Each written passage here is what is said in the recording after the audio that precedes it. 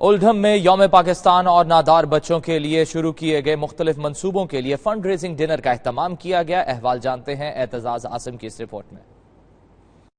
You کے Islamic mission European centre کی جانب سے نادار بچوں کو اسلامی تعلیمات اور دیگر منصوبہ جات کے لیے فنڈ ریزنگ ڈنر کا اہتمام کیا گیا۔ عشائیے میں mayor اولڈھم Javed Iqbal, روچڈیل counsellor Muhammad Zaman, Pakistani consulate Manchester میں تعینات کمیونٹی ویلفیئر اتاشی فضا نیازی سمیت مختلف شعبہ زندگی سے تعلق رکھنے والے افراد شریک ہوئے۔ اس موقع پر میئر اولڈھم کونسلر جاوید اقبال کا کہنا تھا کہ یو کے اسلامک مشن یورپین سینٹر نے مستحق افراد کی فلاح و بہبود کے لیے گراں قدر خدمات سر انجام دی ہیں۔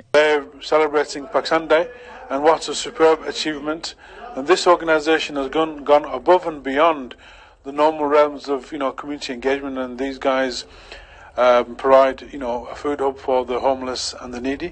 So, it's an absolute honor to be here this evening. Thank you very much. Community welfare attache Faza Niazi نے یوم پاکستان کی اہمیت پر روشنی ڈالی اور یو کے اسلامک مشن کے فلاحی کاموں پر خراج تحسین پیش کیا۔ مانچسٹر کے بزنس سے لے کر پولیٹیکل سے لے کر سوشل کمیونٹی کے افراد موجود ہیں یہاں پر، اور برٹش پاکستانی کمیونٹی کی اتنی بڑی تعداد یوم پاکستان کو سیلیبریٹ کر رہی ہے اور پاکستان کے ساتھ اپنا ایک تعاون اور اپنا جو رشتہ ہے اس کو برقرار رکھنے کا عہد کر رہی ہے۔ میں دعا کرتا ہوں کہ یہ سینٹر اپنی کامیاب و کامرانی کو زیادہ سے زیادہ چھوئے، جو ایجوکیشن ڈپارٹمنٹ کو جائے گا، جو یورپین اسلامک سینٹر میں بچے اور بچیاں تعلیم حاصل کر رہے ہیں، تو یہ میں سمجھتا ہوں ایک بہت بڑا اچھا اقدام ہے۔ یورپین اسلامک سینٹر نہ صرف آج، یہ کئی سالوں سے ایسے پروگرام کا اہتمام کرتا ہے۔ غیر مسلم جو ہیں وہ بھی یہاں پہ آ کے اسلام کے بارے میں سیکھتے ہیں، اور بہت سارے لوگوں نے یہاں پہ آ کے اسلام بھی قبول کیا ہے۔